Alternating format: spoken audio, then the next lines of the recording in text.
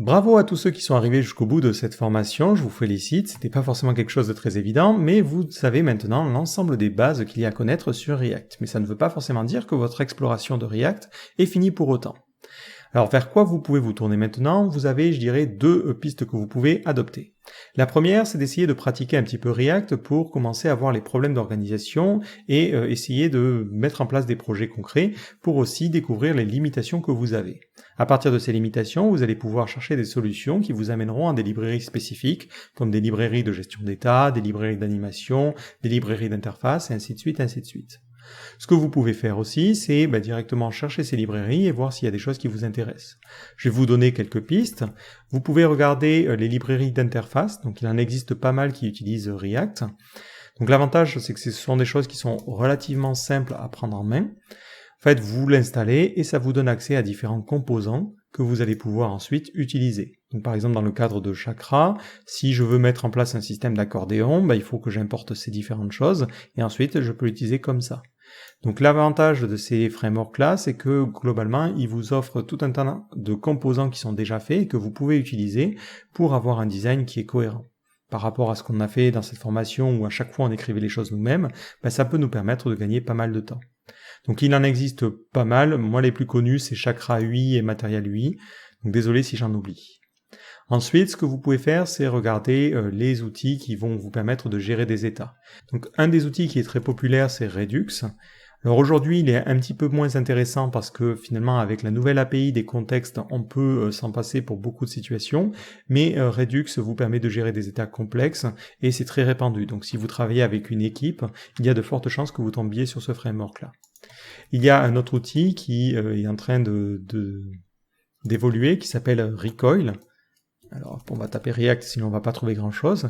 Donc Recoil, c'est un gestionnaire d'état qui aussi peut être intéressant. Donc ça, c'est des outils qui vont être intéressants si vous voulez avoir un état qui est partagé entre plusieurs composants, sans forcément avoir un composant parent qui est commun. Aussi, ce que vous pouvez découvrir, c'est des routeurs. On l'avait vu dans la partie TP, nous on avait juste géré via une variable la page sur laquelle on était, mais ça peut être intéressant de gérer ça via des URL. Donc vous avez deux choses, vous avez React Router, je dirais que c'est le plus connu parce que c'est le plus ancien. Vous avez aussi Reach, qui en fait va vous permettre, on va rajouter React, qui va vous permettre de gérer l'interface de votre application en fonction de l'URL sur laquelle on se trouve. Donc si vous regardez dans la partie exemple, maintenant que vous comprenez React, c'est plutôt simple. En fait, on va avoir une partie routeur et là on va lui dire je veux que tu charges le composant home si on est sur le chemin racine. Et si on est sur dashboard, je veux que tu charges le composant dashboard. Et quand on veut créer un lien, on peut utiliser simplement un composant qui sera fourni par le framework, qui sera link, qui permettra de gérer les liens. Donc ça c'est très très sympa si vous voulez avoir une application qui réagit en fonction de l'URL et qui gère en plus les retours dans l'historique, ce genre de choses. Enfin, dernier type de librairie ou d'outils que vous pouvez regarder, ce sont carrément des frameworks à ce niveau-là, qui sont Next.js et Gatsby. Donc ça, ce sont des outils qui vous permettent d'utiliser React à la fois pour le front, mais aussi pour le back.